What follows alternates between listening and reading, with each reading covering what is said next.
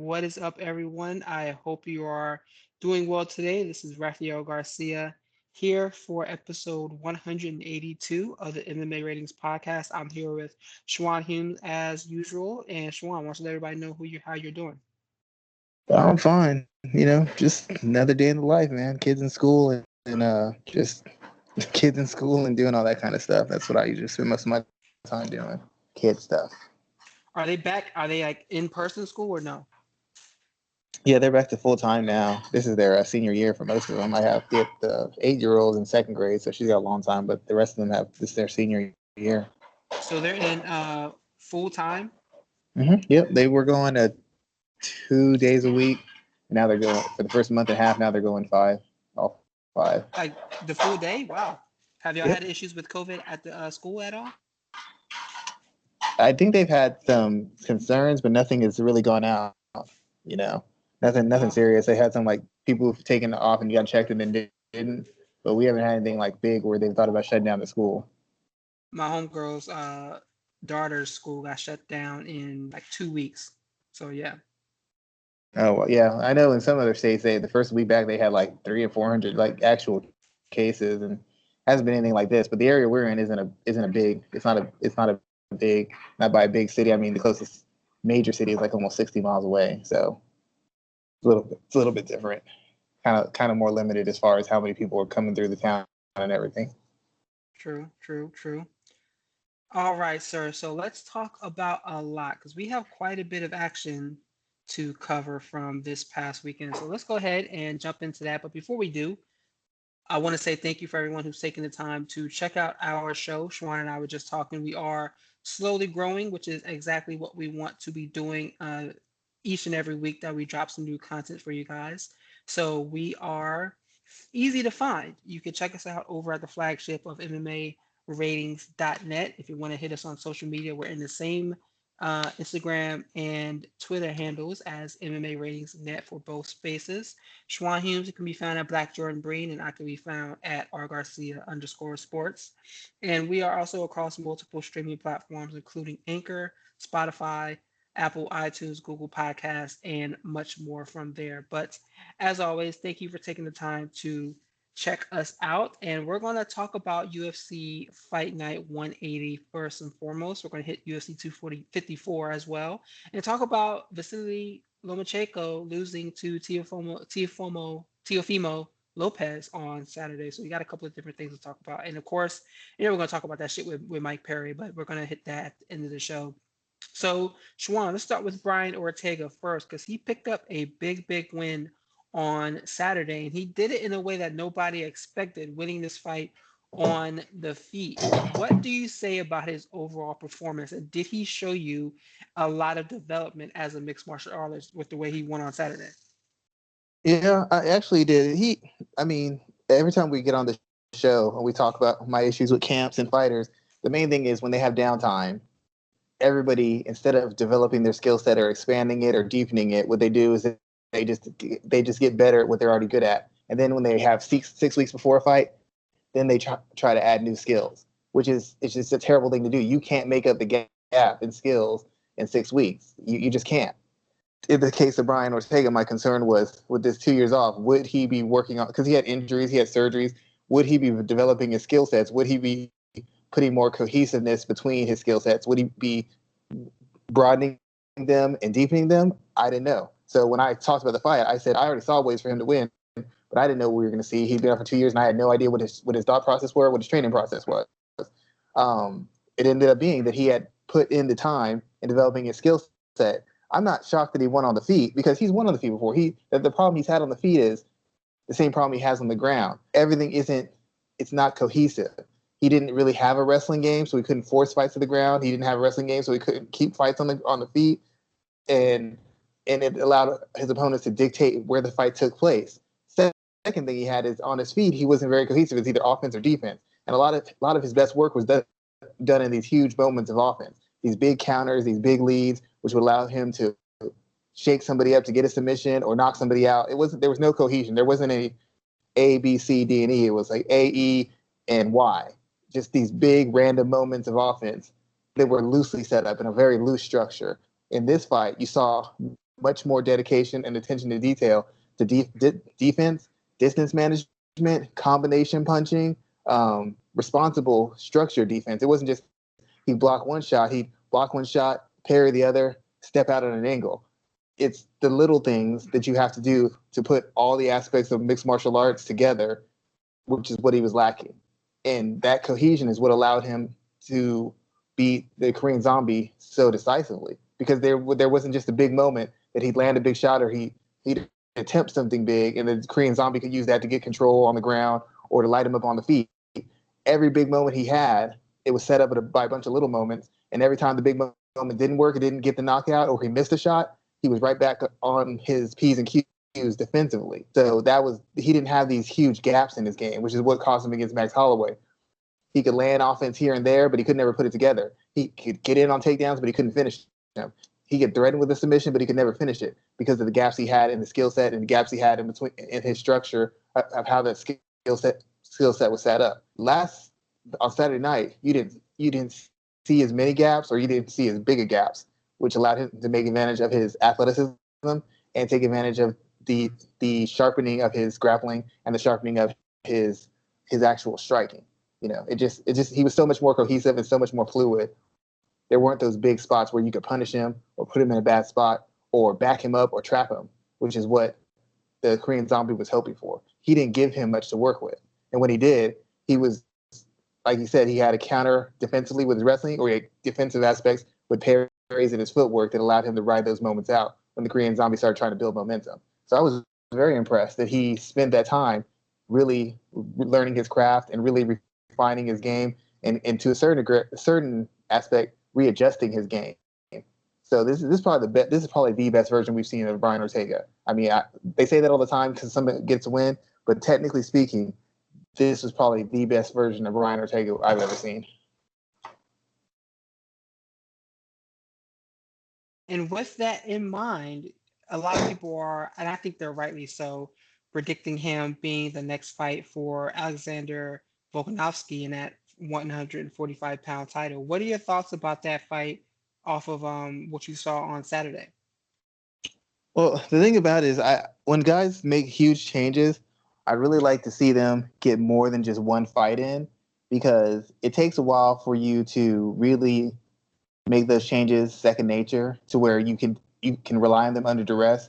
And in the fight with Korean Zombie, he was in control most of the time. He had some rough spots. The Korean Zombie, he had some moments where he was building momentum. For the most part, he was in control and doing new things and showing poise and discipline and cohesion. That's really, really good. Whether you're in control or not, that's great. But the fact of the matter is, it's easier to do when you're in control. It's like basically being technical when you know a guy can't, no matter what he hits you with, won't hurt you, or throwing a lot of volume when you know no matter what he hits you with, it won't hurt you. It allows you to take certain liberties, and he was allowed to take certain liberties with the Korean Zombie, partially because he caught him off guard. The Korean Zombie had no idea what to prepare for. All he could prepare for was the guy from 2 years ago, and secondly, because he was better in some technical spot. Against Volkanovski, he's not going to have clear advantages on the feet. He might have advantages in grappling, but we surely know he's not going to have advantages in wrestling exchanges. So while on paper it looks like an interesting matchup, and it is, because Ortega's durable, he has some power, he's very opportunistic as a finisher, and now he's able to put his game together and transition ranges and blend his phasing together. The fact of the matter is, we still don't know what happens when he can't physically assert his pace, or he can't technically outclass someone. I mean, Volkanovski, I can see him maybe getting a round or two, but Volkanovski will make an adjustment. Volkanovski's corner, Volkanovski's mindset as a fighter, Volkanovski's approach is very fluid, and Volkanovski wouldn't go 5 rounds essentially trying to do the same thing and just adding more volume and physicality.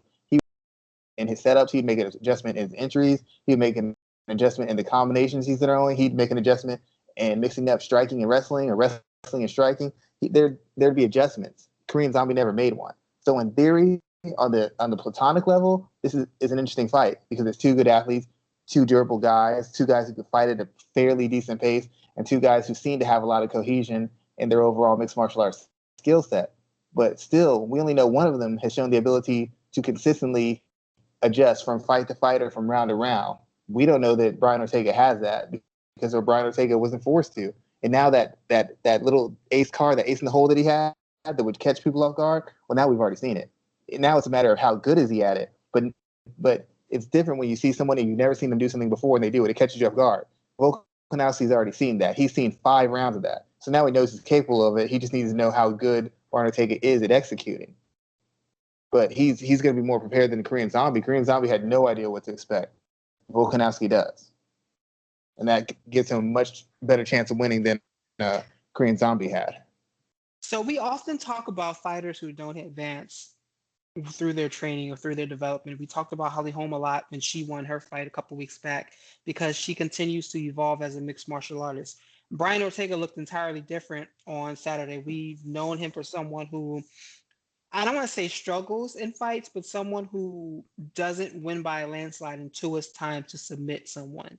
On Saturday, he was in control from start to finish, basically taking all 5 rounds without any question. There weren't any question marks throughout that bout. I mean, people aren't even talking about the fact that he dropped Korean Zombie in the first round.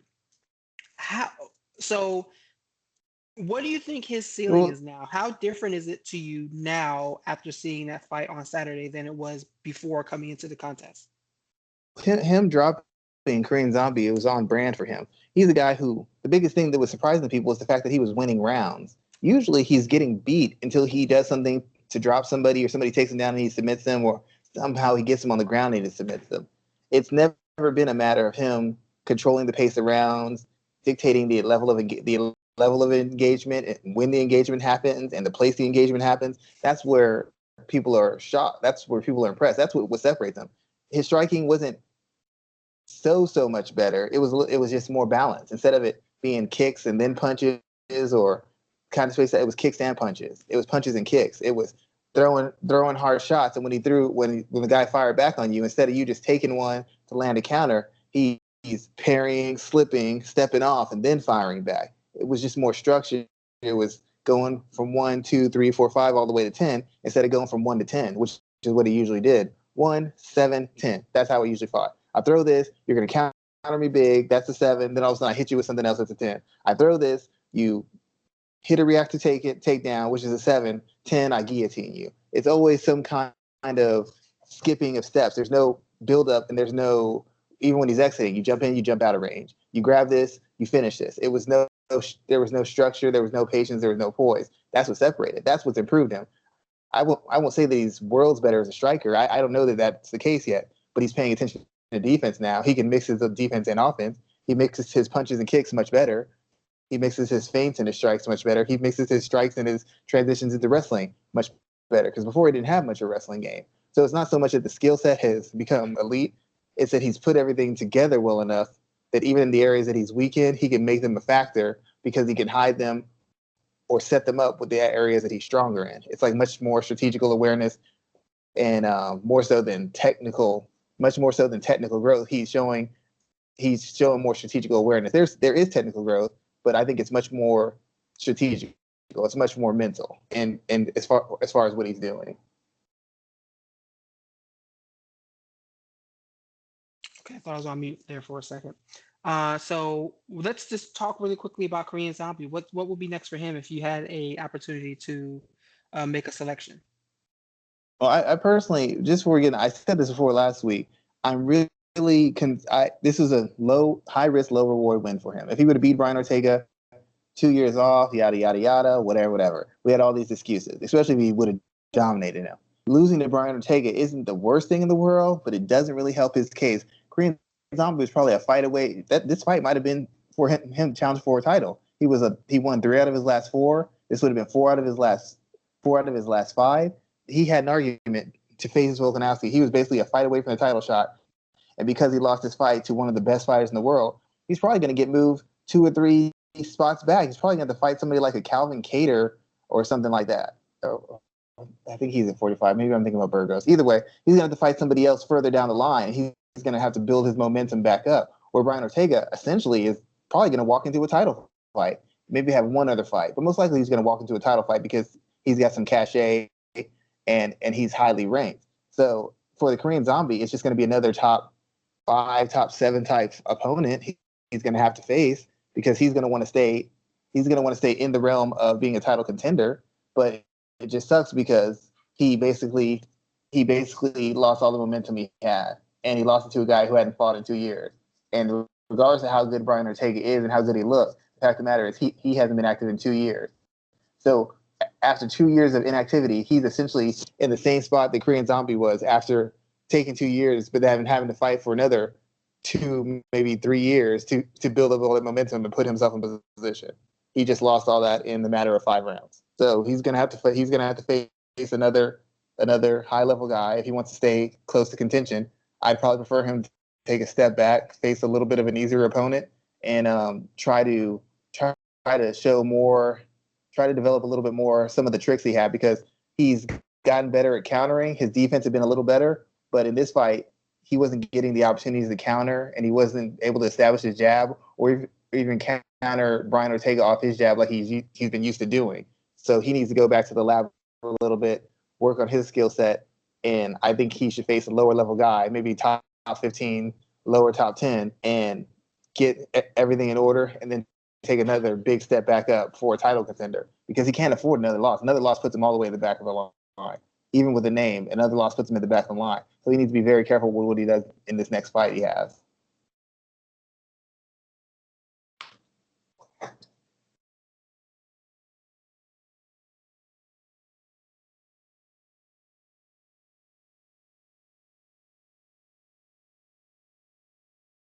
Got yourself on mute?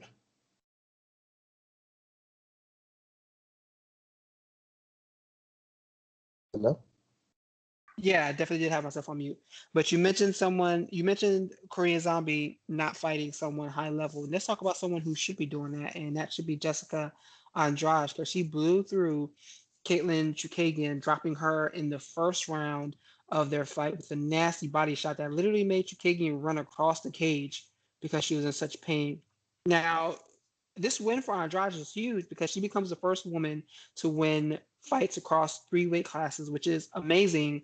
And it's kind of been sneaky as well. Like we've watched it happen, but she's never really gotten a lot of praise for it, even though she's a former champion. So where does she stand right now when it comes to the pound for pound women's list? She's never gotten praise for it because people think of her more as a wrecking ball than an actual skillful fighter. And when people talk about pound for pound, you don't mind seeing athleticism, you don't mind seeing huge power, but you want to see a certain caliber of technique and strategical awareness. And she hasn't always shown that. Her camp hasn't done her any favors in that regard. As far as pound for pound fighter, you have to include her in these discussions because she has wins in every division. She had wins in a division where she's being outweighed by 15, 20 pounds. She dropped 2 weight classes, challenged for a title, won a title, beat almost everybody in the top 10, and then she goes to another one and beats a person who's in the top 4 of that division and the most recent title challenger. So as far as results and as far as the impact she's had on the divisions and how destructive she's been, yeah, you have to put her in as far as a pound for pound person. As far as an actual skill set and overall strategic awareness and IQ and all the things we like to attribute to world class elite fighters, I don't know that she's particularly high on any of those fronts. But when the name of the game is results, and her resume and her results and who she's beaten and how she's beaten them says that if she's not one of the top, if she's not the top, she's probably no worse than second or third, just based on her resume in the UFC. Just based on her resume, she hasn't faced the best opposition in the world, but she's faced the best presentable, and she's essentially run through all of them with the exception of Joanna, Wiley, and who else? Rose Namajunas. Everybody else, she's just pretty much dominated for the past 2, 3, 4 years. I really appreciated her performance on Saturday. I think she is a wrecking ball, and that's kind of why some people enjoy watching her fight, because there's often that stigma of knockouts not really happening in the women's divisions, but we know that's not really the case. There's a plethora of KOs that we can be seen across women's MMA, and she is a connoisseur of them because she puts people down like nobody's business. And speaking of putting people down, now she's being seen as a top contender for Valentina Shevchenko. And Yeah, I get it. That division is not very deep. Shevchenko is probably going to be the champion for as long as she decides to be the champion. But I do not think Andrade is a woman who could take that belt from her unless if she touches her chin somehow. I mean, there's always that chance out there. You know, you can hit somebody one time and you can put their head into orbit. But the hitting Valentina Shevchenko, I can't see Andrade doing a lot of that if these two were to pair off. What are some of your thoughts about that? Well, the main thing she's always had over people is she's a better athlete. She hits hard. She could hit harder if she threw cleaner strikes, but she hits harder. She's physically stronger. She's physically more durable. She's a better athlete. Against Valentina, I don't know that she's a better athlete. Against Valentina, maybe the punching power is equal, but Valentina is a much cleaner puncher, which means the power goes in her favor. We could say durability, but I've seen her knocked out before. And Rose Namajunas is a very big hitter. I don't know that Rose Namajunas hits harder than Amanda Nunes. And Amanda Nunes at one point teed off of Valentina Shevchenko. And she hurt her, but she didn't put her out. And Misha Tate and Ronda Rousey and Holly Holm and other people who taken those same shots from Amanda Nunes, they didn't make it out the round. Valentina turned the fight around and in the first fight had Nunes gasping for air and begging for her life and almost finished her. So a lot of the things that Andrade would lean on are going to either be equal or be in the favor of Valentina. Her biggest advantage is she's going to throw a lot of volume. She's probably going to throw to the body. She's probably the physically strongest person, one of the physically strongest people that Valentina's faced. So Valentina won't just have a huge advantage to be able to bully her and dictate pace and place like that. But all the other physical tools go in Valentina's favor. And the biggest thing I find with Andrade is Andrade has lean her teams use her physical tools as a crutch, and I get it. It's been very successful for her. But the fact of the matter is, when things have leveled off athletically, she has looked very vulnerable. And if you can see, if Rose Namajunas, who we know is not as good a striker and not as durable as Valentina, is sending her head flying, you can only imagine what Valentina was.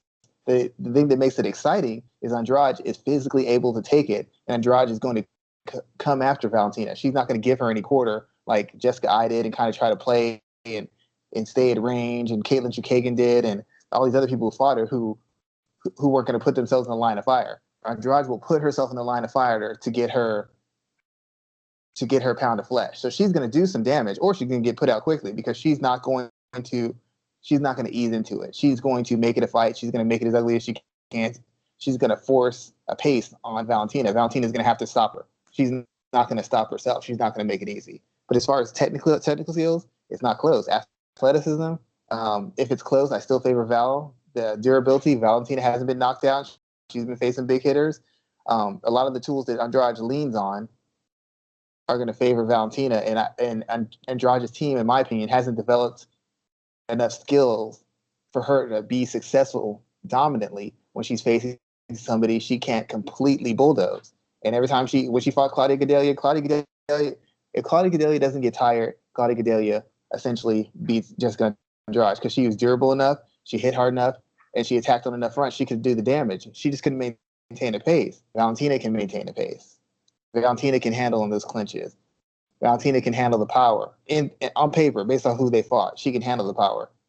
The only thing that makes it exciting is Andrade is going to be willing to walk through fire. She's not going to do what Liz Carmouche did. She's going to go in there looking to put her out, looking to get her hands on her, looking to go to war. And that's what's going to make it exciting. That's what's going to make it appealing.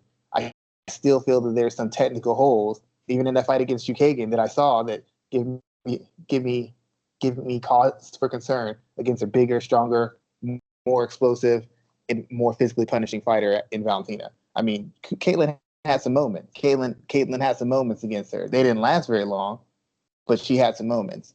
And it's hard for me to get those moments out of my head when I know that Andrade wants to face a much bigger, much more athletic, much better striker and better MMA fighter.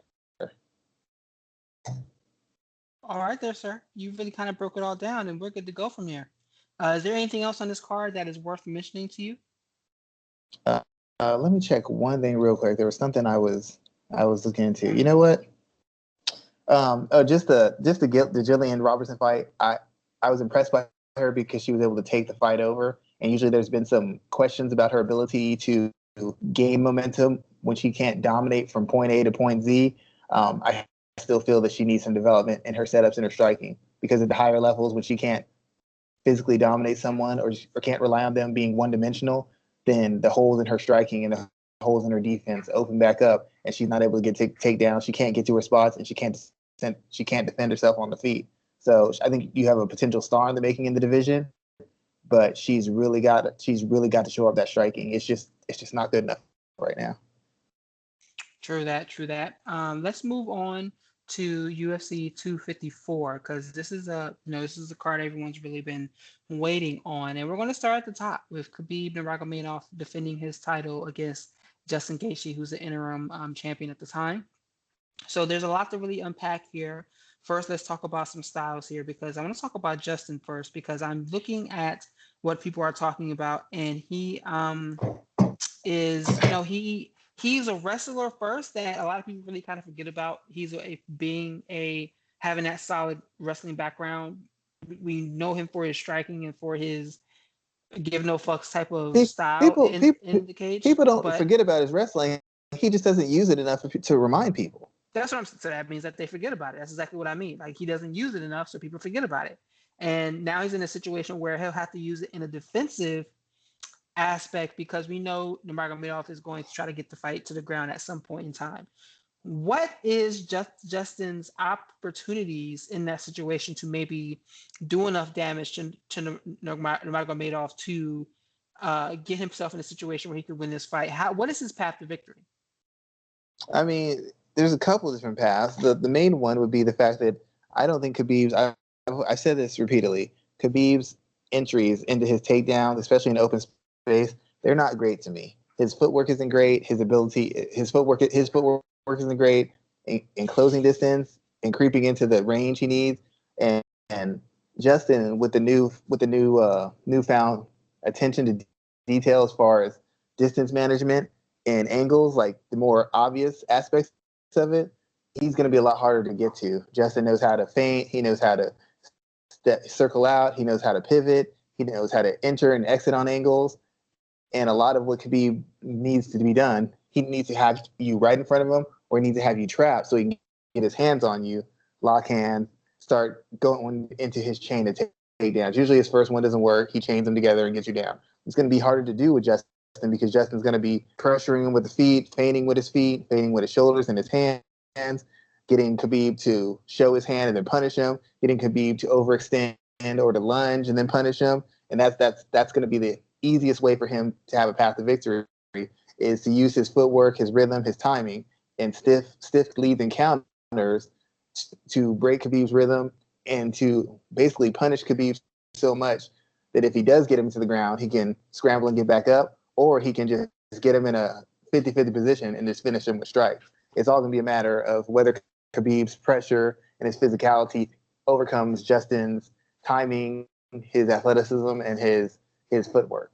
But basically using the footwork, not even really the wrestling so much, but the footwork and the counter striking to essentially punish Khabib would be the easiest avenue for Justin to beat Khabib. I know he's a wrestler, but the fact of the matter is he doesn't wrestle a lot in his fights, and he hasn't really had to wrestle. And I know everybody's like, oh, he can just force the scramble, blah, blah, blah. It's one thing to force the scramble against a guy who can't really take you down or a guy who's a grappler. It's another thing to force the scramble against a guy who is a very high-level wrestler, grappler, who is used to being in wrestling and grappling fights. When even if you do something well, doing it at a high level against somebody at a high level who's better at it than you, 9 times out of 10 will be of more of a detriment to you than it is harm to them.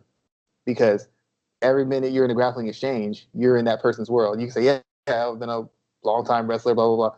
Well, that's great and fine, but why haven't you used that wrestling in your career? You can tell me it's because you like to inflict damage, you like to go to war. That's all well and good.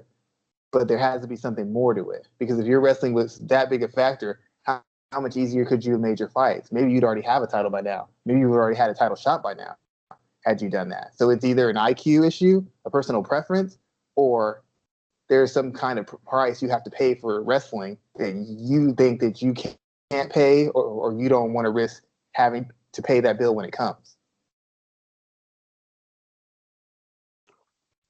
I mean, you're spot on tonight, sir. You're pretty spot on. So let me see where we can go from here.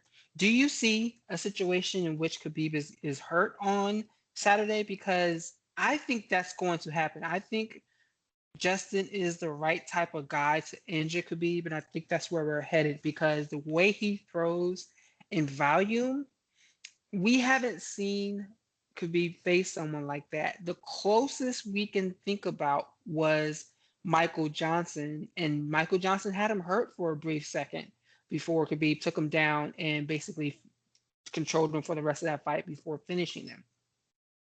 Are we looking at a situation in which Khabib may be hurt on Saturday if he takes a bad shot? And how do you think he responds to that? I think Khabib could be hurt in multiple spaces. I mean, nobody wants to admit it, but in the third, he had issues with Conor McGregor on the ground. He had a big moment that allowed him to turn a second. I think the second round where he dropped him, but Conor had a lot of success using feints, using movement, switching directions to force Khabib to telegraph and to extend and to reach and to kind of walk into some shots. And there were some points where he was pressuring Khabib and backing him up. The thing about it is when you don't have a wrestling pedigree or you're not confident that you're a high-level grappler, you have to be very careful with your shots. You waste a lot of mental energy and physical energy because you're trying to make sure you take the right angle, the right position. You keep your feet moving. You're constantly doing the right things because any mistake, you know that you can't hang on the ground with that guy. That guy's going to wear you down. That guy's going to break you down. Justin should be able to be a little bit more free on the feet because, in theory, he should be able to get back up or at least defend a takedown and escape. Or if he gets taken down, create a scramble. And I wouldn't, especially early. I don't know that if I go for ground and pound, but early he can regain the feet, regain distance, and make you have to work, start from one to regain that position. And throwing in volume works because he's not, like I said, he won't be afraid of being taken out. He believes he can win scrambles, so he'll put 4 or 5, 6 shots together. Because even if he misses one and he gets taken down, I'll get back up. I'll base out. I'll get back up. I'll sacrifice roll and get back up. Whatever it is he has to do, he'll get back up, and that would be the factor. I believe he's gonna hurt Khabib. I don't see how he doesn't. His footwork's a lot better. His conditioning and patience is a lot better, and he hits harder than Michael Johnson. And he's going to be sharper than Conor McGregor was when he came into the Khabib fight. The question is, if he can't, not just can he hurt Khabib, but can he put him away? Because if he hurts him and Khabib can somehow get him against the fence, hang on his legs, hang on his body, and he gets through the first round, he gets through the second round, then that means Justin's using muscles and using techniques that he hasn't had to use in an MMA fight in years. When's the last time somebody's really wrestled him, like really tried to take him down, really leaned on him, really put that weight on him? Nobody's really done that to him. And he's going to be facing a guy whose whole game is to get his hands on him, not just for the first takedown, for the second. You defend the first one, go to the second, go to the third, go to the fourth. And yeah, you might defend all 4 of them, but at some point I'm going to get my hands on you again, and you may be able to defend the first 2, but the third one will get you. Even if he's not successfully completing takedown attempts, while they wear out the guy using them, they also wear out the guy who's defending him because Justin's not used to consistently having to defend takedowns. And a lot of his fights have been him ending fights in a round or him being in total control. Is suspect as Khabib is on the feet, Khabib's chin has held up against Edson Barboza. It's held up against Conor McGregor. It's held up against Michael Johnson. It's held up against Dustin Poirier. He's been able to take a decent enough shots from the biggest hitters in the division and still force the fight into the positions he wanted to. So my question for Justin is, will his gas hold up? Will his cardio hold up? Will his power hold up? It's one thing to have power for 5 rounds when you're in a 5-round striking fight. What happens in that third or second round or fourth round when you've had to grapple, when you've had to wrestle, when you've had to scramble? Sharp? Do you place him as well? Do you throw him as fluidly? Do you start loading up? Do you open yourself up for counters? I don't know. That's what makes it so interesting because both guys have a clear line to success, but being that they've never been challenged by a guy with a specific skill set or physical tool set, it makes it questioning. Justin's never faced a guy he's not physically stronger than, he's not more physical than as far as a fighter. Khabib's probably going to be comparable, if not stronger, and just as physical. And he's durable. And on Justin's end, he's never faced a guy, on Khabib's end, he's never faced a guy who's a dynamic striker, but someone who's willing and able to engage him on the ground, at least in spots. Most of the guys have been fearful of getting on the ground. they're deathly afraid. They're trying to avoid it. They're trying to run from it. Justin should be willing to engage in spots with him on the ground, which means he'll be more free to open up with his strikes. It all ranges: kicks, punches, knees, clinch, mid range, and long range. Khabib's never had to face a guy who's not fearful of being taken down. That changes the dynamics of the fight for both of them. Let me ask you a question here. Who has the better gas tank? I think that's something a lot of people aren't talking about out of these two. Who do you think has a better gas tank over 25 minutes? I'd probably have to say Khabib because he's gone more rounds. He hasn't just finished guys left and right. He's had to go 3 full rounds. He's had to go 5 full rounds, I think, or close to it before. No, he went 5 with Iaquinta. I think he, if you look at Justin's fights, whether they were in the World Series of Fighting or the UFC, most of his fights go a round or 2, maybe 3. He rarely has had to go 5 whole rounds. He's rarely had to go 3 rounds. What's his name? Cerrone was 1. I mean, Ferguson was 4, but he was in control of that fight from like the word go. Who else did he fight? Edson Barboza. I think that was in a round. He fought the tall guy, James Vick. That was a round. A lot of his fights, the Michael Johnson fight, would they go a round and a half? He really hasn't had to go full the length of fights.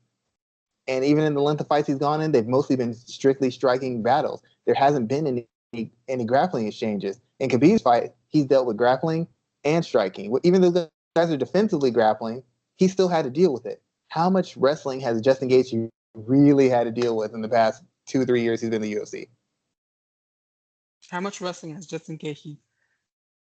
Yeah, how much wrestling has he done? How many guys have really taken him down or even really really committed to taking him down? Not just bullshit, really try to take him down. Only I can think of didn't Eddie try to take him down a couple times? Outside of that, I can't think of anyone.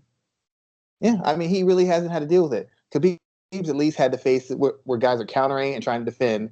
Justin really hasn't had to attack him as a wrestler. He hasn't had anybody counter him as a wrestler. He hasn't had anybody use wrestling as a defense.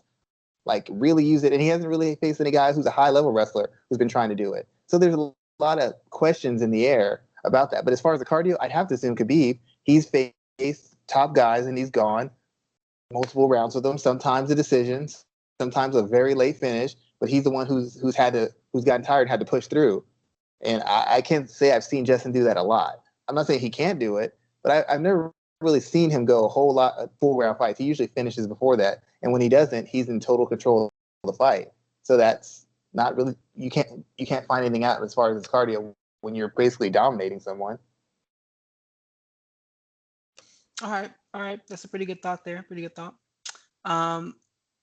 What does this win mean for Khabib? I'm actually working on a piece where I talk about how his father more so wanted him to retire at 30 wins. If he picks up this win on Saturday, he'll get to number 29. How valuable is that? Well, I want to talk about something else first. Actually, let me totally scrap that. I want to ask another question that I saw pop up on Twitter this week. And it was in reference to Khabib's dominance as a champion. This is his second title defense since winning the 155-pound title. What has his reign been as a champion? Do you consider him a dominant champion, or do you question, quote unquote, the overall value of his reign because he hasn't been active? Well, his whole dominance has nothing to do with his reign. His dominance comes from the fact that he's been in the UFC the extended period of time, and he's essentially won all his fights. That's the biggest thing. But until his UFC title reign, he really hadn't fought a lot of elite guys. I mean, you look at his record, it's somewhat suspect. It's not great. This title run has been his big, and it started with Iaquinta. That wasn't great either. But McGregor, Poirier, if he beats Gaethje, those are elite guys he's beaten. On his way to the title, he didn't really beat a whole hell of a lot of elite guys. So this title reign has actually helped his perception because he's beating the number 2, number 3, number 4 guys in division. Prior to that, he was beating like the number 10, number 7, number 11, number 14 guy. So I mean, I don't know, his skill set and the ease he's won the fights, or the decisiveness in which he's won them, is why people consider him such a dominant champion.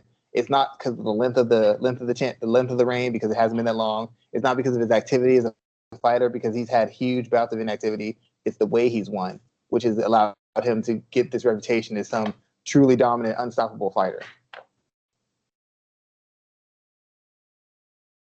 Do you think? Okay, so I'm just go ahead and put it out there because this is going to be controversial and you're probably going to blow your top. I saw someone compare that Ronda Rousey has a better reign as a champion than Khabib Nurmagomedov.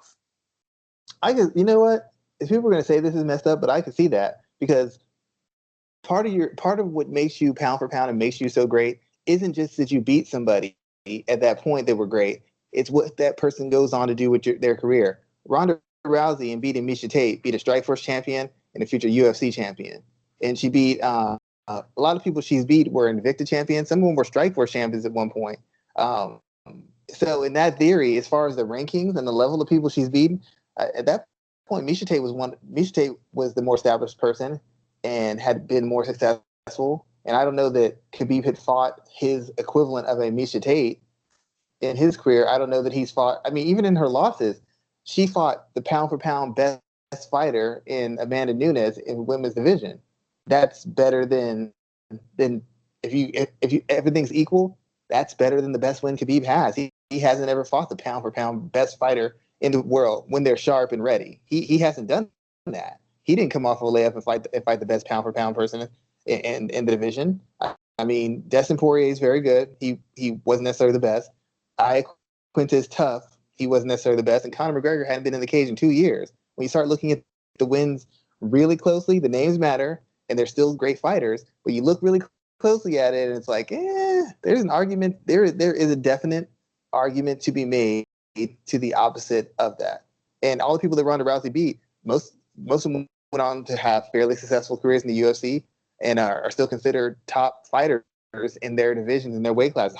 You know, a lot of the people that Khabib has beaten haven't done a whole hell of a lot after that. Quinta hasn't been great after. Dustin Poirier hasn't fought again yet, and Conor McGregor went to welterweight and fought Donald Cerrone. So to a certain extent, I can see the logic of what they're saying. I can get the logic of what they're saying. She beat 2 Strikeforce champions, Miesha Tate and what's her name? Oh, I can't think of her. Sarah Kaufman. Sarah Kaufman. That's another one. She's beaten Liz Carmouche, and Liz Carmouche had a successful run at bantamweight.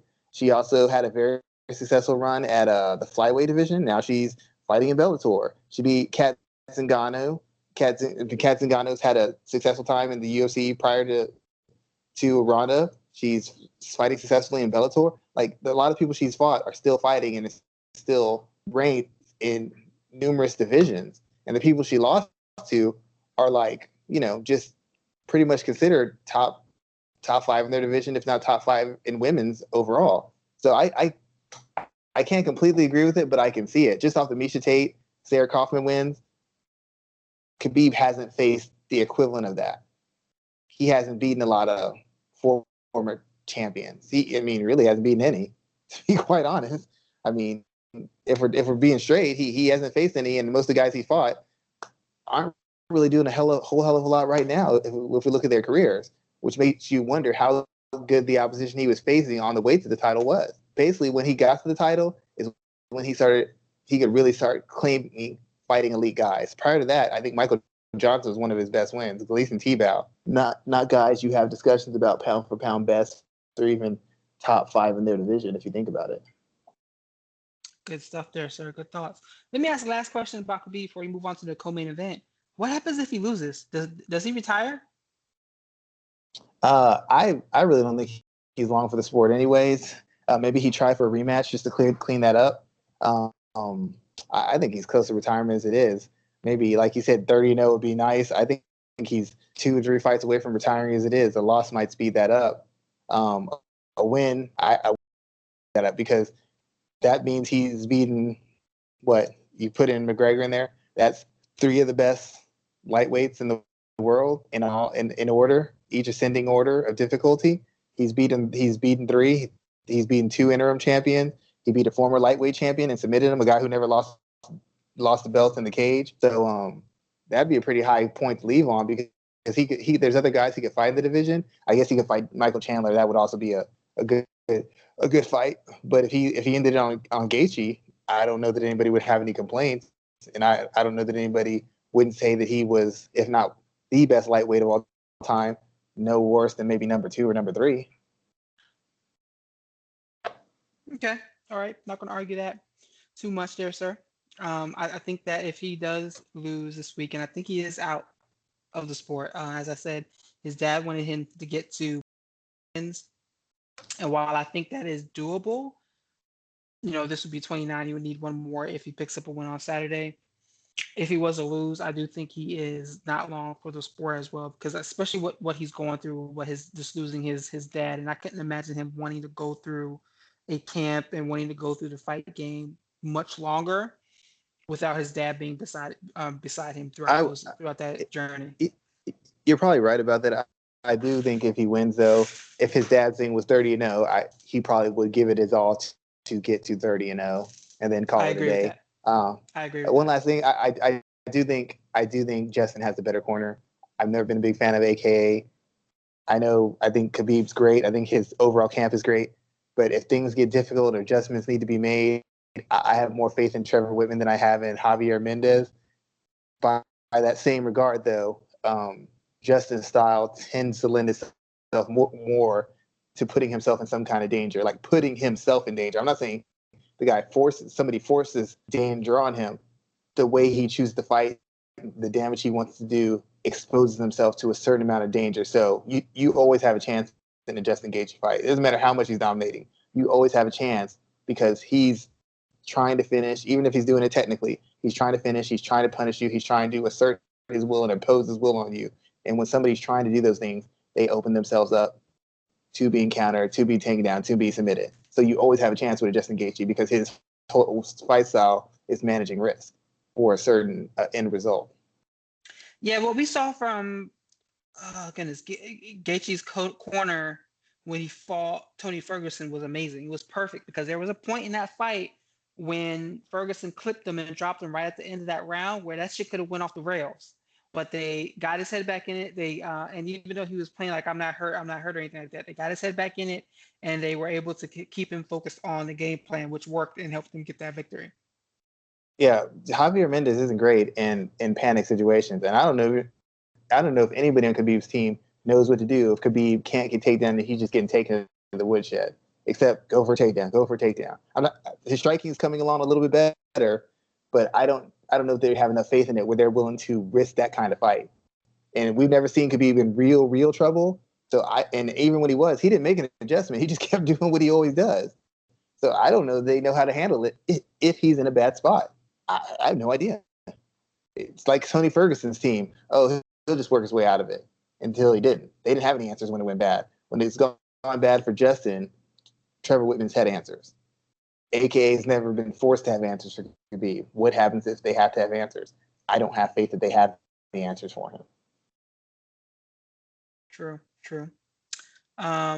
Jared Whitaker, excuse me, Jared Cannonier? Yep, just definitely combine their names. Jared Cannonier and Robert Whitaker are fighting at 185 pounds in the co-main event. I see a lot of people expecting Whitaker to get the doors blown off of him in this fight, and I'm kind of scared at that because he's taken a lot of damage in these last few years, and he's walking in with a guy who used to be a heavyweight, and we know he has power that can end someone's night. Are we looking at a situation where Robert Whitaker is about to get stopped? I think I think so, because Robert Whitaker has skills to be a much more defensively responsible and offensively efficient guy than he's been. But he eschews those skills to get his volume off, to get his power off, to close the distance, to overwhelm guys, to take control of the cage. And he sets himself up. It's like when he fought Israel Adesanya. I figured he'd be using the jab and feigning his way in and coming in behind the jab and attacking multiple levels.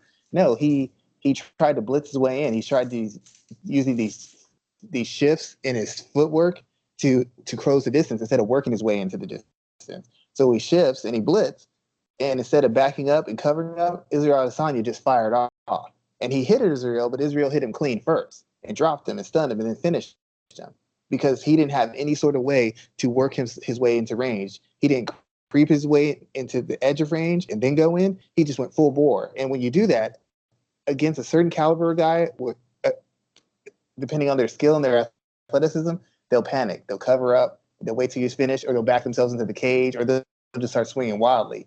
When you're facing a guy with real poise and real athleticism, all that punching yourself into range, all that does is tell him your speed, your explosiveness, and your timing. And if he has enough faith in his stand-up and a faith in his chin, he's going to stand right there and he's going to fire off on you and he's going to land.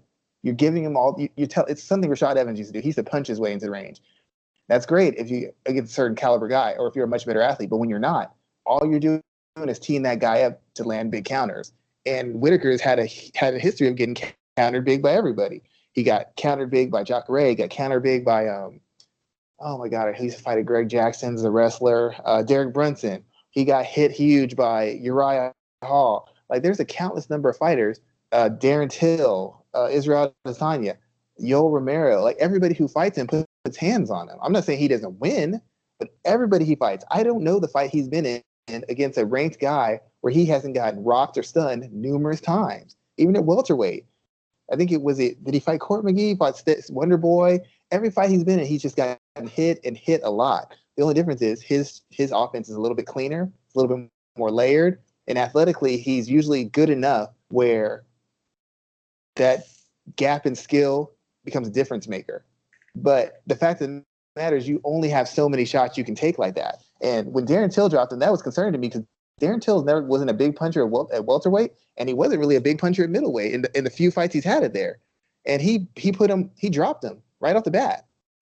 And Darren Till doesn't hit like Jared Cannonier. He doesn't hit like him. He's not as physical strong as him. He's not the athlete he is. And that's very concerning because he doesn't have the speed, the explosiveness, or the power. Jared Cannonier is better than him in every one of those regards. So if Rob comes in there blitzing, trying to overwhelm him, and Cannonier can time him, I don't see how Cannonier doesn't blow his doors off. Now, Cannonier's striking isn't really technical. It's not really clean. It's not really high class. It's more workmanlike. It's more functional. It's getting better, but it's more workmanlike, more functional, more obvious. So maybe Robert sees some things that he can exploit, attack him on different levels, maybe set up the blitzes and then overwhelm him. Maybe this time he'll come in behind the jab. But even if he does everything right, when you're facing a guy who's durable, who used to fight at heavyweight, so he's hugely physically strong, and a guy who's super explosive and hits hard, at some point he's going to land something. And the question is, can Rob take it? And if he can take it, can he recover from it? I don't know that I have faith in those anymore. He's had 2 wars with Romero, war with Brunson, war with Hall. It was a short fight, but a one-sided war with Adesanya. And even the fight with Till had some brief moments of really concussive offense. And he couldn't get out of the way of any of it. So it's really concerning for me. I'd like to see him use his wrestling. If he uses his wrestling and mixes up his strikes, this fight gets a lot easier for him. This fight becomes a lot more winnable for him. But even if he does that, I don't have any faith in his ability to not catch at least 2 to 3, 3 to 5 big shots around. And I don't know. I don't have faith that he walks through those shots anymore. You know, he can surprise me. He's got the skill set to make it really easy, but he's always had the skill set to make fights really easy. And he never, ever makes them easy. There's not one fight you'll see of his that you're like, oh, he made that easy. He took the pathway of least resistance and won it cleanly. You'll never see it. Look at his fights. They're all back and forth unnecessarily. So let's talk about Cannonier, because if he knocks out Whitaker, he's going to be seen as the next contender for the title. I mean, Adesanya already made it clear that he wants to call him out. So what's the deal with that? How do you see that fight matching up early wise? I'm not really impressed by Cannonier as far as his striking level and his class. I think he's a good striker. Like I said, working light functional. What separates him is his athleticism his physicality, and his power. I mean, I saw him against when he fought Anderson Silva, and Anderson Silva, not being anywhere near as physical or as quick or as dynamic as he is, or being much more crafty and subtle. Anderson Silva was giving him issues. He was having issues keeping track with Anderson's rhythm. Anderson was breaking his rhythm. Anderson was able to move him around with feints. Anderson was able to set traps and walk him into him. And Anderson's body just broke down. But when they were fighting, I didn't see that he was on par with Anderson Silva. He couldn't get him to bite on feints. He wasn't punishing him to the body. He wasn't really walking him into shots. He wasn't even just overwhelming him with volume and physicality. He was having issues placing his shots, trapping Anderson, and even having opportunities to get off offensively. He was having real issues with Anderson. And that makes me believe that he would have issues. He could have issues with Whitaker, for one, because Whitaker's capable of fighting that fight if he has enough poise and focus and decides he wants to do it. Plus, with his traditional martial arts background, his ability to navigate distance is actually really good when he chooses to use it. And against Adesanya is just a better version of Silva. He's not as durable as Silva, but he's a much better striker. He has much better spacing, timing, and much broader range of offensive, defensive, and counter techniques. And he's much snappier and more accurate as a striker. So once again, the same thing becomes, it's almost like the Paulo fight, basically. Can he assert his physicality, his size, his power, and his speed before Israel's patience, his footwork, his offensive diversity, and his countering ability takes over the fight? He's got the power to put him away. He's got the power he's got the physical strength to put him in spots he doesn't want to be in, but we don't know if he has the class to stay in those spots, i.e. footwork and positioning, and does he have the IQ to really create the opportunities necessary to exploit the physical tools he has? Because Israel Adesanya has seen dynamic athletes. He's seen big, strong punchers. What he hasn't seen is big, strong, structured, intelligent, and determined punchers who are willing to stick to a plan, but also willing to go through some fire to make sure they do the damage necessary to slow him down. That fight with Costa had success against Israel. He kicked to the body, had success. Kicked to the legs, Israel felt it. But the question is, he wouldn't kick enough. He wouldn't throw enough. He wouldn't take enough risks. I believe Cannonier is willing to take those risks. But just as those risks will open up opportunities to win, those risks also open up opportunities to be finished. Cannonier's specific athleticism poses some questions, and I think that will give him the confidence to do it. But I still don't have any faith in his real in-depth, under duress, when I'm dead tired or I'm in a high-level exchange. I don't have any faith in his ability to execute technically in those spots. Physically, yeah. Technically, no.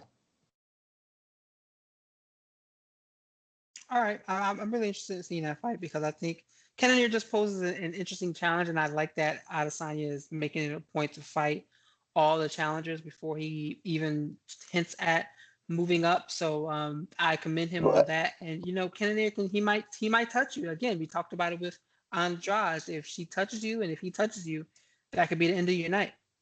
Yeah, I mean, if you've seen him fight before, and Cannonier's like, I'm a well-rounded mixed martial artist. You've seen his fights before. I've seen his fights before. I don't know this well-rounded mixed martial artist he's talked about. I've seen him taken down. I didn't see him sweep and butterflies. I saw him power his way back up. I've seen guys outstrike him, and I've seen him hit them and knock them out. And I've seen him physically bully guys. I haven't seen him hitting, low singles, blast doubles, fireman carries, suplexes. I haven't seen all that. I haven't seen chain wrestling. I've seen a guy with great physical tools with a simple, to the point, but effective skill set that are bolstered by those physical tools. Defensively, I haven't seen a whole lot of him either. So he doesn't have a lot of seasoning to his game. In my opinion, he doesn't have a lot of depth to his game. But when you have the physical tools he has, you don't have to, as long as you keep building him on the way. His physical tools and the basic skills that he has set and the game plan he has set allows him to beat better and more experienced opposition. Robert Whitaker will be the best and most experienced opposition he's faced. So it just so happens he's catching him at a point where we don't know what to expect from him as far as his physical durability. And that's where the question comes. If you could tell me Robert Whitaker's chin is 100%, I say he wins the fight. But nobody can guarantee me that anymore. And people have been talking about the fall off that's going to come for him years ago when he fought Romero. People were like, man, you can't fight two fights like that back it back and think that there's not going to be a price to pay for it. And now the question is time up? Does he no longer have any room for margin? And if he doesn't, he's not as good a fighter as he used to be, because that durability allowed him to do certain things that he wouldn't be able to do otherwise. And if he no longer has it, then he's no longer, in my opinion, he's no longer elite. If his chin is not what he used to be, he's no longer an elite fighter. Got you there, sir. Is there anything else on this card that stands out to you? Hold on one second. I need to look really quick. I just had it up and then I took it off for a second. What I thought was going to happen. Well, I guess the Walt Harris fight is interesting just because in the next few, I guess, weeks or months, they're going to have to come to some kind of decision about what they want to do with the heavyweight title. With Stipe saying he doesn't really want to fight Ngannou, that's boring. John Jones supposedly moving up. You have a lot of leeway for somebody to take a big step and possibly challenge for a interim title. At worst case scenario, maybe Stipe drops it to go box or something. In the best case scenario, they can fight for the legitimate title. But there should be some fairly big moves in the next 4 to 6 months in the heavyweight division. So this fight becomes important because if Volkov wins this fight, he lost against Curtis Blades. But if he can beat Walt Harris, that essentially puts him right back into contender status. And Walt Harris, essentially, if he can beat Volkov, then he's essentially stamped his ticket as probably a guy behind Francis Ngannou is a potential challenger. Or maybe if Stipe drops, maybe for an interim title, if they can't get Stipe, or maybe Stipe drops the belt and Harris can fight Ngannou or something for the title. It's just a spot where both guys aren't too far off from a title fight. Both of them had recent losses, one to Blades, one to Overeem. But in the heavyweight division, with the way heavyweights fall off back and forth and get knocked out with ease, you're never more than a fight or two away from a title shot. So whoever wins this fight is right back in there as far as maybe being one or two guys away from a title shot. So to that regard, this fight is very important. I don't know that it's a great fight technically, or a great fight as far as like the caliber of guys, but it's a great fight because it's important and it will help shape the division moving forward. Yeah, it's definitely an important fight. One last thing I want to talk. Go ahead. It's definitely an important fight because, as Francis Ngannou pointed out on Twitter today, the heavyweight title has been defended twice in 2 years. So they need to move some things around. They need some space in that division. And I think this fight will give us a situation where they potentially have someone that can be in line if there's an interim fight that needs to be built around Francis Ngannou, or if they need to do something else. But they need to move that division forward because I hate heavyweight MMA to begin with, but Ngannou's right that he needs something to do. But go ahead, what were you about to say?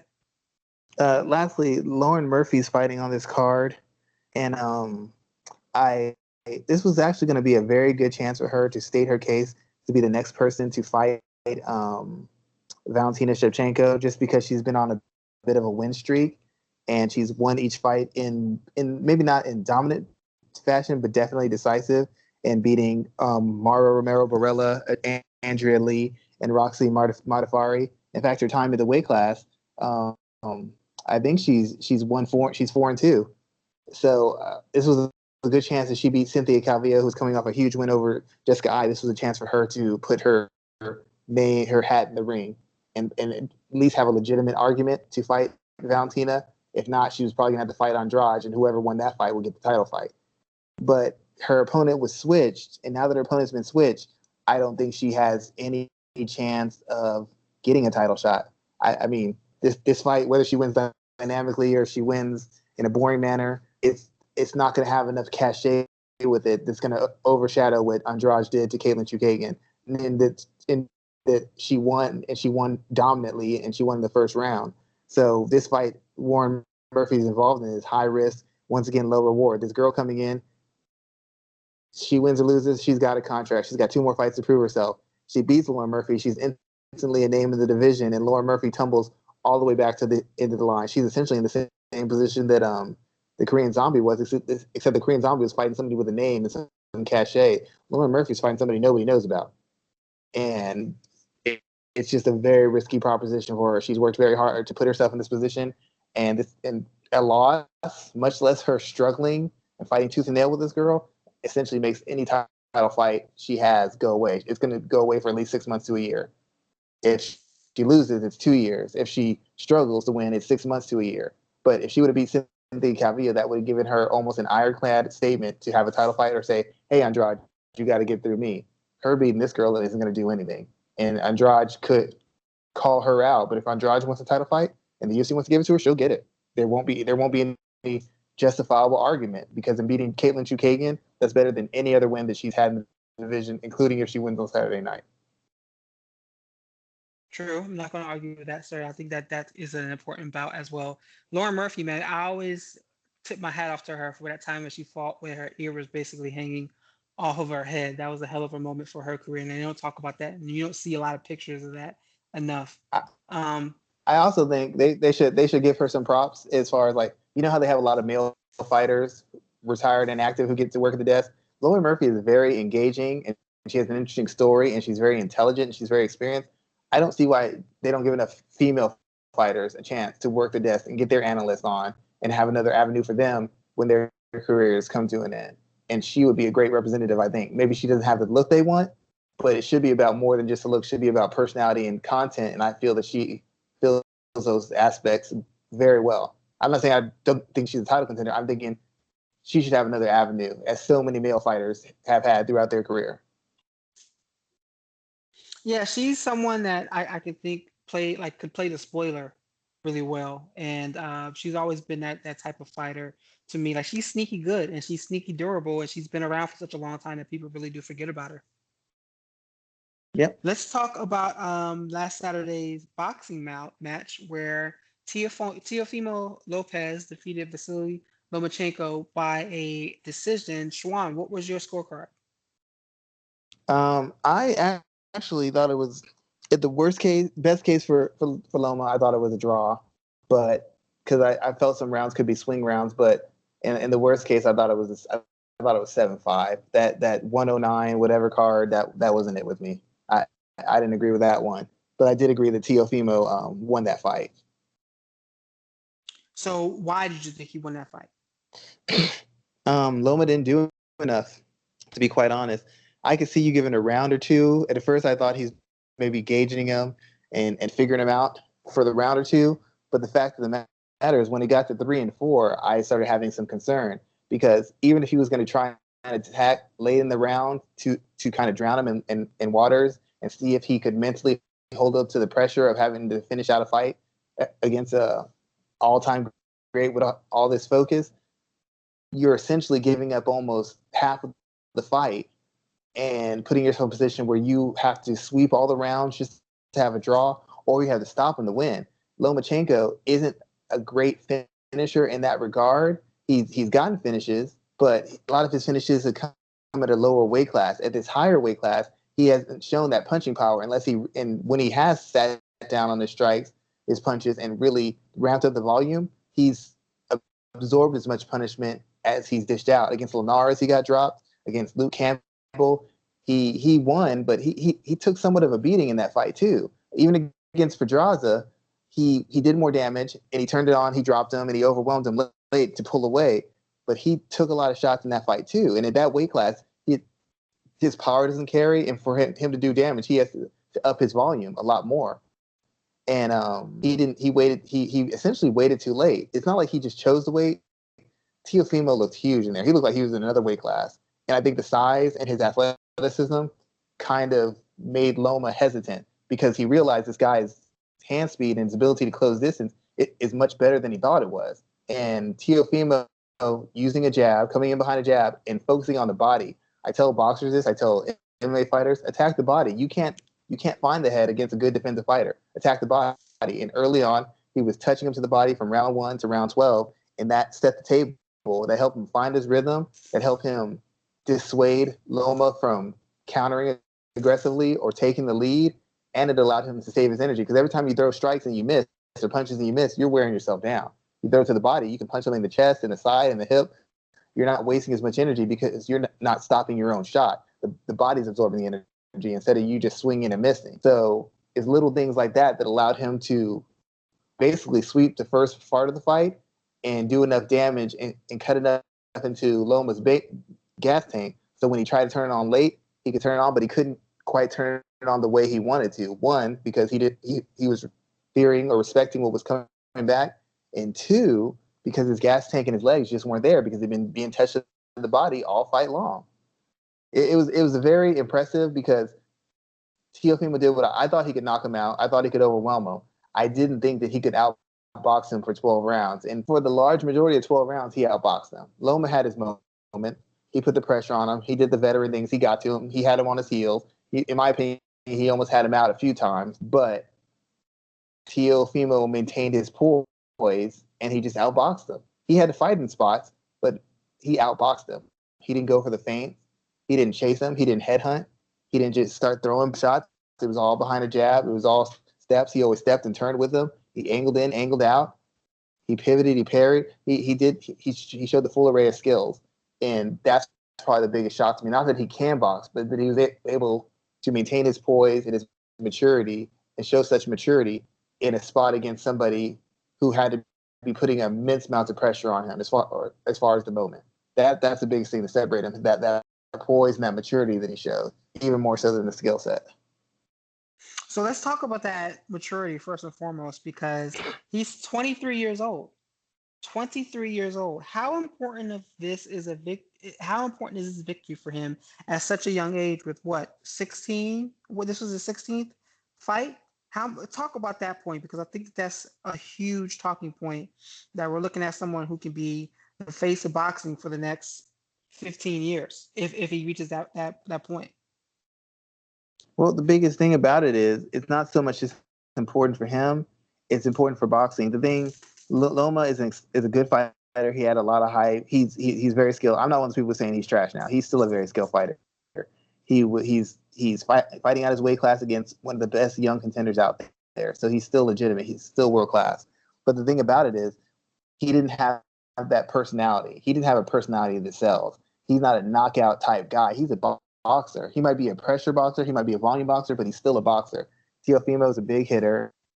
Teofimo is a great athlete. Teofimo has a certain charm and humor and personality to him that can help expand the sport. And now we have all sorts of interesting matchups that are going to be made because of Teofimo's willingness to fight and the fact that he can move up weight classes. It opens up a whole bunch of new matchups that you can take advantage of in a way that you couldn't with Lomachenko. Because Lomachenko, 135 was about as far as he could go. Teofimo could go to 140. He'll probably end his career at 147.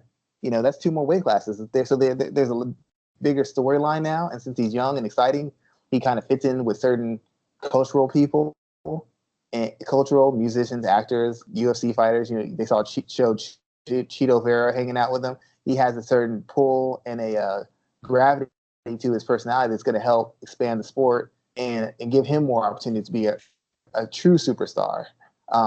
And that's what this big win comes. He has a personality of a superstar, and he had somewhat of a following of a superstar, but now he actually has the accomplishments of a superstar. So it justifies everything he said, it justified everything he did, and it's giving him a bigger platform to launch off of now. Like, he's gone from just another guy who's knocking guys out or putting on impressive performances to a guy who's beat the best in the division. And he beat him in a way that nobody expected. And he showed a maturity that nobody expected. And he has a hunger that nobody expected. So he's in a position now where the whole boxing world is at his feet, and he can call a shot. Now, I don't think there's as many big money options for him as far as Lomachenko was. Lomachenko was the biggest and best money option for him. But as far as other options that can help him expand his brand, yeah, there's lots of them, because he's willing to fight anybody, and he's going to be moving up 1 to 2 weight classes minimum and before his career is over. What is next for him? Where do you think he goes immediately after this fight? Because a lot of people are talking about a rematch, and I think a rematch is okay, especially when we talk about some numbers in a second. But where does he go next? Well, they didn't put a rematch clause in there, so the only way there's a rematch is if he wants it to be. And to be quite honest, the rematch would be iffy. The weight class was not good for Lomachenko. The stats back it up, but if you just go the eye test, he got hit more at this weight class. He got hit by bigger, stronger guys at the weight class. And none of these guys were punchers. Linares isn't a puncher, and Linares dropped him. Luke Campbell's not a puncher, and Luke Campbell was marking him up. Part of the reason he couldn't do what he wanted against Teofimo is because Teofimo's power and his physical strength. He already hit the limits of his physical abilities at that weight class. And now that we found out that he's having surgery, I really think that Lomachenko's boxed so long as an amateur and he's been in so much. I personally think his body's breaking down. And moving up to a weight class and taking that punishment and fighting world class guys at that weight class and fighting so many high level guys, I think the reason they did that and took those risks is because they know that he's not long for the sport. He's not going to be in boxing for 10 years. He's not going to be in for 8 years. He's going to be in for like 6 to 8 maybe. I think they wanted to move him quickly because they know he's not going to be here long, so they need to take as many challenges, as many fights, and get as many belts as they can because he's not going to. Teofimo could be here for another 10, 12 years, 13, 14 years if he does it right. Lomachenko is not going to be there at this point. Most of the guys who are Lomachenko's age have 20, 30, something has 40 fights by now. Lomachenko only has 15 or like 16 fights, and he's having another surgery. So as far as him, I think Lomachenko should go back to weight class, see if he can fight Shakur Stevenson, maybe Burchell, somebody else. At that weight class, he's still undefeated. At that weight class, he's still the man. But go back to the weight class where the strength and size and power won't be such an uphill battle. As far as Lopez, he could fight Devin Haney. That fight has some legs. Gervonta Davis could move up, and that fight would have some legs because he's associated with Floyd, and that could be a big pay-per-view fight. That would be a really big fight because of Floyd being involved and Gervonta being under Floyd's wing. That could be a big money fight. Or he could just move up to 140, and the winner of Ramirez Taylor, two big junior welterweights, two big name welterweights, two world class welterweights. Whoever wins out of that fight, you could have the unified lightweight champion move up and challenge to be the junior welterweight champion. That's probably the best options. I don't think Teofimo is going to be at 35 much longer. He's huge for the weight class. So if there's not a money fight like a Davis, maybe Haney, but I think Davis would be the biggest money fight. If there's not a fight with somebody like Davis or Haney, he probably just moves up to the next weight class and probably have a title fight within. His first fight will be for a title, or at worst, his second fight will be for a title of that weight class. But he can't make 35 much longer. So let's talk about one other thing because this fight was on ESPN. It was on ESPN, right? It wasn't on ESPN Plus, but it was on. Mm-hmm. Yeah, you're right. It was on ESPN, but it was perfectly scheduled to fight after Brian Ortega and Korean Zombie fought. So it averaged 2.7 million views according to Boxing Scene, and it peaked at 2.8 million, which is a huge number. It's the most watched boxing match in 3 years, non-pay-per-view. Talk about that, Schwan. How big of a moment is this for both men, especially with Lopez coming out with the belt? Well, it's big because it's on. No matter how much pay-per-view you do, most pay-per-views don't sell 2 million. Most get around a couple 100,000. You look at the Charlo's last pay-per-view, didn't do great. So you got in front of all these eyes.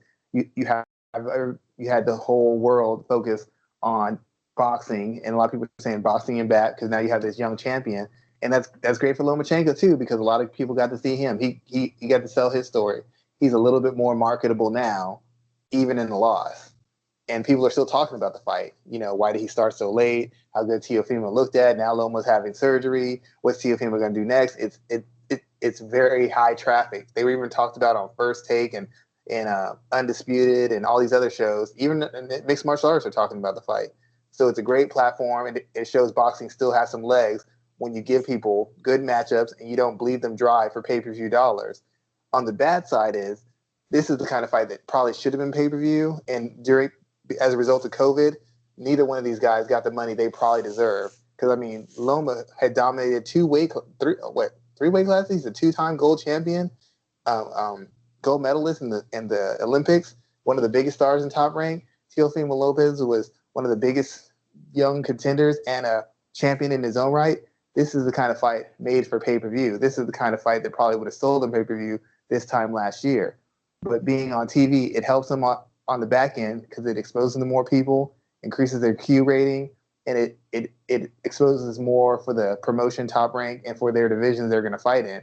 It gave everybody some light because Teofimo called people out, and when people talk about Loma, they're talking about him dropping weight classes, and they're bringing up names of these boxers who aren't big stars, but who have a chance to break through and be big stars because he's going to be back there to fight them, and Teofimo is going to be up there to fight other guys.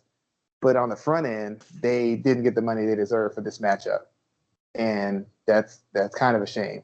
But long term speaking, if everything goes the way they want it to, those guys should end up making some pretty good paydays moving forward.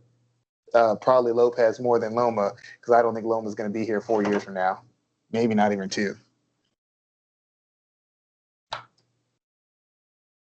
Who else do you think he could pair with to draw a similar number?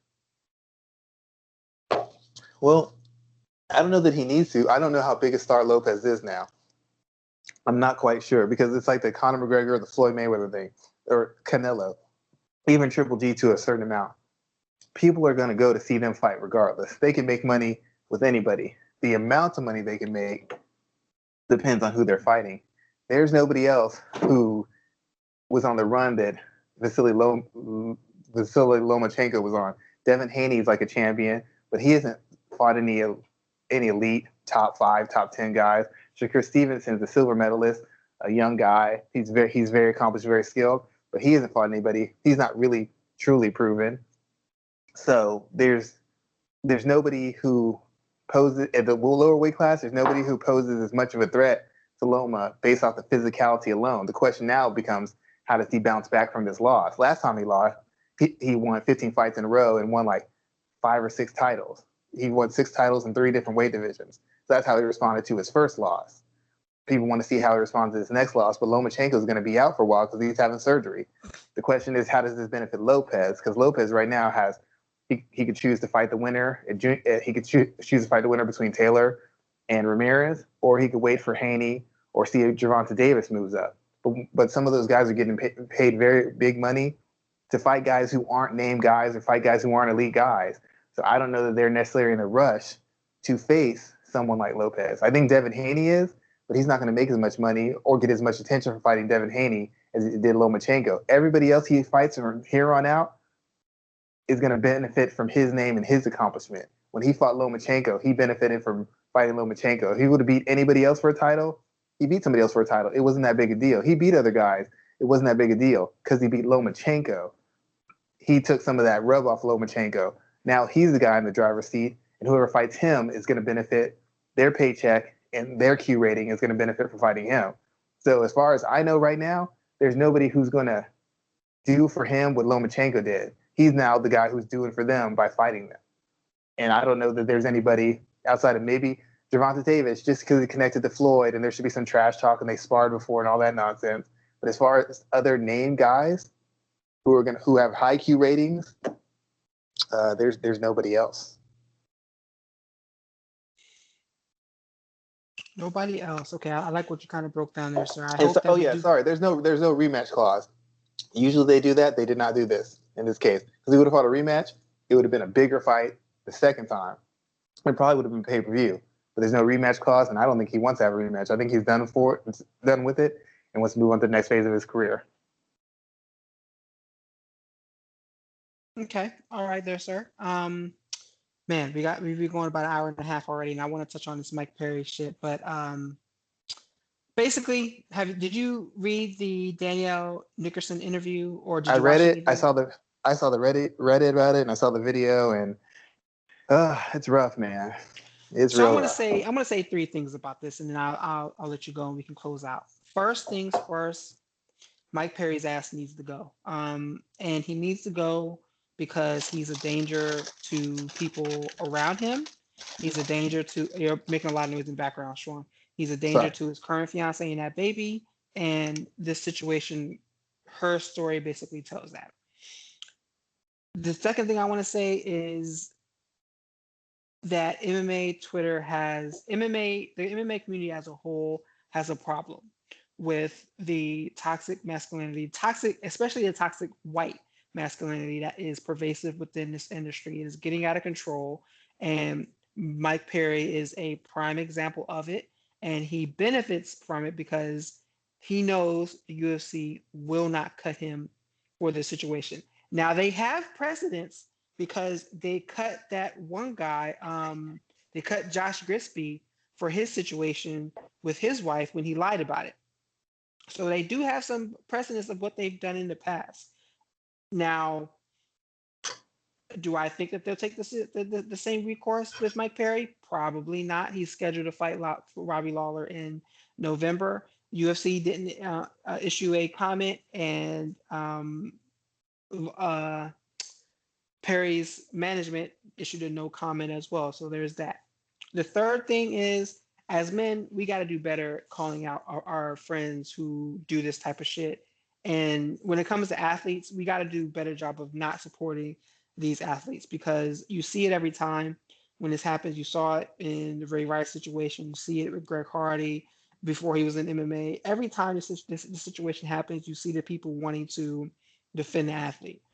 Well, what did she do? Why is she telling her story now, et cetera, et cetera, other bullshit. That's got to go. It's got to go. If we could wipe the sport clean and wipe all that piece out of it, it would be the first thing that needs to happen because this shit shouldn't be welcome in MMA. Unfortunately, it is even more so than it is in other sports, and this is just a problem. Mike Perry, I hate to say he needs to lose his job, but he needs to fucking lose his job because he is a threat to society. He reminds me a lot of War Machine, and at some point in time, enough needs to be enough because I said it when he punched that old man in the bar. When I think of the situation, he makes me think of the way people used to talk about NBA athletes and they would get in trouble and they would call them thugs or whatever, et cetera, et cetera. Mike Perry is a thug. At some point in time, he's gonna fuck with the wrong person and they're gonna put two in his chest, and then that's gonna be the end of the conversation. Like that's gonna, and then the whole thing's gonna switch to, oh, he was a troubled person and no one understood him. No, people understand him. He's a problem and he needs to get kicked out of the UFC. Yeah, I think a lot of people's, haven't been in the situation because I don't go around beating women. I've known people who beat women, reported them, restrained them, called the cops. I've also known women who lied about being beaten and had a whole other issue about that. I don't have a problem with people asking questions. I have a problem with people's complete lack of regard for somebody else's safety and inability to question if there's some legitimacy to the statement. I don't mind you saying, well, I don't know if I believe it, but let me look into it. Let's look into the facts. I can handle that kind of scrutiny because that's reasonable. You don't know, let's find out. But to just say that she's hateful or she's bitter because he left her or she wants to be with a UFC fighter, we all know UFC fighters don't make that kind of money. The life ain't glamorous of a girlfriend of a UFC fighter. Trust me. Stories I hear from fighters, it's not great. So there's no lifestyle, there's no fame she's missing out on. And even if she is bitter, if he hit her or he's verbally and mentally abusing her, that doesn't excuse that doesn't make it okay just because she talks to him the way he doesn't want to be talked to, or she's bitter about the breakup, which I don't think she is. But if she is, who cares? You can't assault her, you can't attack her, you can't threaten her. That's not allowable. That's not okay. That's not allowable. But you have a lot of these guys who live through these fighters and they take their situations and they superimpose a fighter on it. Yeah, my ex was at this too. My ex was at that too. And this girl who didn't do what I said should just bow down. To them, it's like they're living through them, so they defend them like they're defending themselves. And Mike Perry is a grown man who needs to be accountable for his own actions and reactions. I think he should get fired from the UFC, but I don't know what that fixes because he's still out there. He's still with his current fiance. He's still out walking the streets, and I don't know him. I don't know the whole story. I probably could ask around and find out, to be quite honest. I could probably ask some people and find out, but I haven't asked yet. But now that I think about it, I'm going to find out about this. But he's still out on the streets. He's still got his fiance. He's still walking around. If he's a danger with the UFC, he's a danger without it. In fact, an unemployed guy who's been publicly humiliated probably is going to be more of a danger on the street. I'm not saying they should keep him, but there's other factors other than just him not having a job with the UFC. If people really feel he's that dangerous, I wouldn't want to deal around an untrained person who's athletic and feels like he has nothing to live for and feels like he's been attacked and he's a victim. That person's a threat. What do you do to a guy who at one point was one of the 10 best fighters in a weight class? That changes the whole aspect of it. So him getting fired from the UFC doesn't do much good if there's not some kind of legal action behind it where he's going to go to jail or be put away from people, where he's not going to be a risk, because there's other old people to punch out. There's other people who are going to comment about what he says. And for the large majority of people in the world, they would actually have to use a weapon to stop him. They wouldn't be capable of doing it otherwise. I think years ago, some MMA fighter attacked his wife and like her dad had to shoot him or something of that nature. That's how far it would go. And it'd be a terrible story, and it still would be a tragic story, because when somebody gets shot or killed in a situation like that, it's not a win for anybody. It's not a win for the ex. It's not going to be a win for him. It's not going to be a win for his baby. His baby, I guess his fiance is pregnant. It's not a win for anybody. It's a loss for everybody. But it's something that needs to be addressed. And the last point you made, I think more men need to be more willing to confront men about abuse. I think more men need to be willing to get involved. I say more men because anybody who knows me knows I regularly do this. All my mother tells me to do is mind my own business. It's just not how I am. But I would understand if somebody would be hesitant to confront a Mike Perry, just like I'd be understanding that someone would be hesitant to confront a Greg Hardy. I know we all live in the do the right thing and be a man and this and that. I get it. And I wouldn't have a problem confronting them because that's just what I normally do. I just confront people when they're assaulting women or assaulting anybody. That's just who I am. But there's a certain reality about him being a professional fighter, Greg Hardy being a professional fighter and being the level athletes they are, that any guy who steps into this situation or confronts him in this situation is essentially risking his life. And that's why they get two in the chest. Hey, I'm not saying they can't, but maybe it's a situation where your gun ain't on you. You got to run to your car. You run to your car. She could be dead by the time you get back. I'm just talking about the realities because most people don't involve themselves in situations like this, so people don't understand how it works. I involve myself in situations like this all the time, so I do. And if something happens to you, maybe you have a wife, maybe you have a baby. Who's going to take care of that? I'm not saying not to do the right thing, but who's going to take care of your family when you're gone? Who's going to take care of their mental, spiritual needs, their financial needs? It's other elements to it that you have to consider when you're making a move or you're not making a move. I'm not saying don't make one. I'm saying I understand why people don't. I'm just not smart enough not to do that. But I understand why other smarter people do not do it. But as far as your friends and family or people who co-sign this, you have to call it out. And they're not going to understand why you're calling out. They're not going to understand why what they're doing is wrong. But you have to call it out and you have to make that stand, even if it costs you followers, it costs you friendships, it costs you certain relationships in your family, because this way of living is detrimental to not just the women who are being killed and harmed and beat up, but it's detrimental to young men who are seeing this and internalizing it and thinking it's okay, and it's making them worse people and it's making them into predators, and it's just ruining the world for everybody. So it's something that has to be called out. It has to be made a stand to. And if you have some questions about what you're saying, you can ask that question. I don't have a problem with people asking questions. It's just the way you ask the question and the way you pose the question. That's what you have to take into consideration. There's no need to insult her. There's no need to question her character. Just do your due diligence, find out what's going on, and then make a decision about how you're going to react with your friends, how you're going to react to that employee, how you're going to react in the real world. Because this is just a microcosm of what we face in the real world. People who feel like they have the right to do and say whatever they want, and they shouldn't be held accountable to it. And that's just a way that shouldn't be allowed to exist in this world. There's too many men and women who are suffering as a result of being raised by or raised around people like that. So people have to start calling it out. People have to start taking risks. Otherwise, it's going to be your son doing it, your friend, your brother, your cousin, your daughter, your sister, your friend, your acquaintance, your coworker who's going to suffer the results of it. That's going to require a stand that most people aren't comfortable taking. Yeah, that's true. Most people aren't comfortable taking that stance. But here, we'll take all the damn stances we need to take because this is a situation that needs to be handled. Dana White won't say anything about it, though. No one will ask him any questions about it either, or they'll ask one question and gloss over it for something else because we know that that's how most of our media partners do just to make sure that they keep their access. I wish I could go to one of those things. I would ask him the question, and when he asked security to move me, I'd just be like, why don't you move me yourself? You're a tough guy. He wouldn't do it, but I would just love the chance just to punch him square in his face just once. It'd be worth whatever I get. Just land just one square punch in the face. Be worth it. One good time, one square punch. But we can't do that. What we can do is we can keep creating content. So, Schwan, why don't you let everybody know what you're working on? Uh, Covering kind of going over women's mixed martial arts camp stuff, working on my fight series of fictional characters, comic book characters, and their fighting styles. You know, the usual stuff with me. Conversing with any and every fan who has a question about a camp or a fighter wants me to do a breakdown. Contact me at Black Jordan Breen or at MMA Ratings. We will discuss it on the show, or I can talk to you through Twitter and give you some in-depth breakdown about how I see things. But that's me. Always trying to help somebody get a better understanding. That's what I do.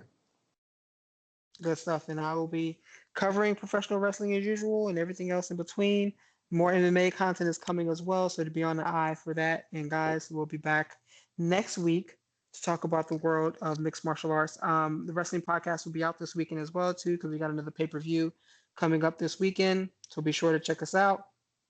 And with that in mind, we're gonna go ahead and close out. Schwan, thank you again for another week. Thank you, sir. Take it easy. Have a good one.